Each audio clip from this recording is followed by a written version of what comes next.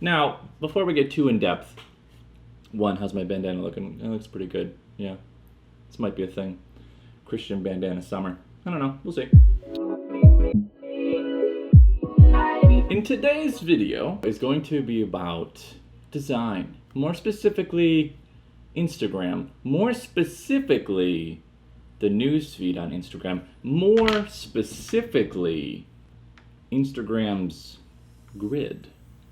So, when somebody clicks onto your Instagram profile and it takes them to your page, profile, I don't really know what Instagram calls it nowadays, but they can see from afar, remember, like all of the photos that you posted, so it's like 3 by 3 by 3.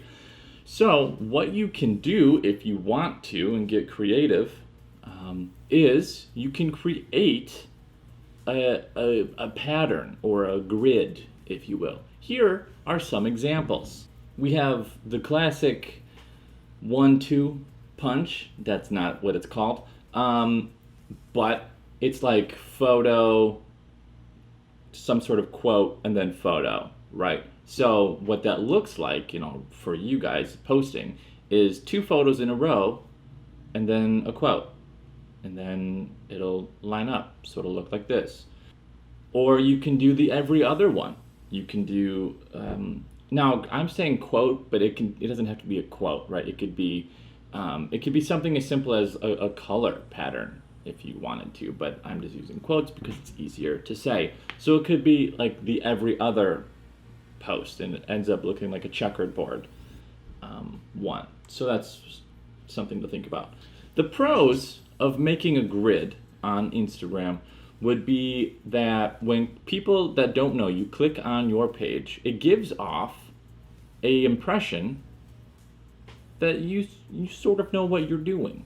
I don't know if that is going to translate to how you're doing in life, but it just gives off the subconscious impression that you know what you're doing, which in theory should lead to higher follower engagement. It also allows you to kind of schedule your posts in advance if you have them. It's also seamless and aesthetically pleasing, like I mentioned, when people view your page from afar and they can see your grid and it just looks nice and put together. Yeah, that's probably somebody I'm going to want to follow. Last but not least, it also assists in creating and developing a more established brand, right? Like when people follow you, if they see your news feed, like they know what they're going to get from you. It's not going to be a surprise every time they see your post. There are some cons, obviously, because nothing's perfect, but some of the cons would be that depending on your pattern, if it doesn't line up perfectly, so like the 2 photos, 1 quote, 1, right? Unless you're posting 3 posts in a row, it's going to look at times, the 2 photos are going to be right next to each other, and then the quote is going to be, could be on the right side or it could be on the left side. It doesn't necessarily mean it's going to be in the middle. There's a grid that could be described as a row by row grid. So basically what this means is that every 3 photos are of the same place or concept. So depending on what your style is, if you are wanting to post homes, maybe you would post 3 home photos that are of the exact same home and they look and feel the same. For example, this one here, obviously it's not of homes, but you get the idea. Doesn't have to be of homes. Your social media presence does not have to be about real estate. You know that I preach that. As I touched on earlier, you can also play around with grids that involve color, and depending on how artistic and thoughtful you are, this might take a little bit more thought, but if executed properly, I think it could be worth it and look nice. This next one is definitely not for the faint of heart. What I mean by that is if you don't know how to design or have any design background, this one won't be for you, but it can be done if you know somebody that can help you out. This one's called a puzzle grid. So basically it's just one giant photo in essence, but they're individual photos, but like they all connect because they were designed in a different platform and then cut down, broken. If you have any questions, just talk to that one design person that and they might be able to help you out. At the end of the day, there is no formula to the perfect grid. There are good grids and there are not good grids. What do the not good grids look like? That's fun to say. Well, they probably don't look like a grid.